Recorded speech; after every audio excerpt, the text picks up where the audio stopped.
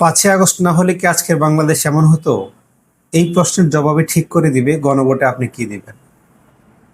5ই আগস্টের গণ অভ্যুত্থানের পর আমরা বাংলাদেশে এমন একটি বাস্তবতা দেখছি, যে বাস্তবতা হচ্ছে যারা বিগত ফ্যাসিস্ট আমলে বিশেষ করে 17 বছর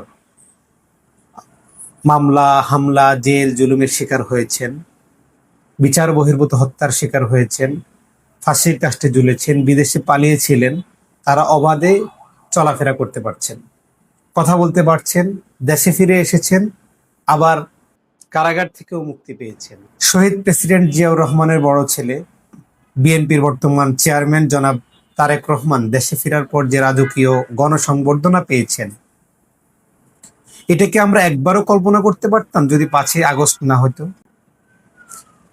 আপসহীন নেত্রী বেগম খালেদা জিয়া মৃত্যুর পর বাংলাদেশের মানুষ সর্বকালের সবচেয়ে বড় জানাজা দেখেছে। একবার চিন্তা করেন, 5ই আগস্ট না হলে, এই পরিবর্তন না হলে কি আমরা এটা কল্পনা করতে পারতাম? এখন প্রশ্ন হচ্ছে সামনে কি?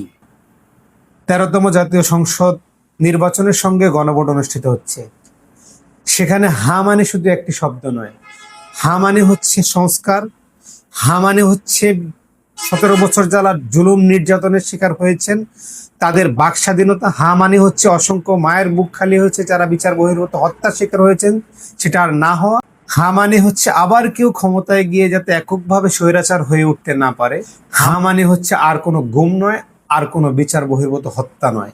আমি ব্যক্তিগতভাবে বিশ্বাস করি 5ই আগস্টের গণ অভ্যুত্থানের স্পিরিটকে বাঁচিয়ে রাখতে হলে অবশ্যই আমাদের সকলকে ঐক্যবদ্ধভাবে হাতে ভোট দিতে হবে। হা মানে হচ্ছে সংস্কার, হা মানে হচ্ছে আমাদের পরবর্তী তরুণ প্রজন্মকে তাদের নিরাপত্তা নিশ্চিত করতে বললাম।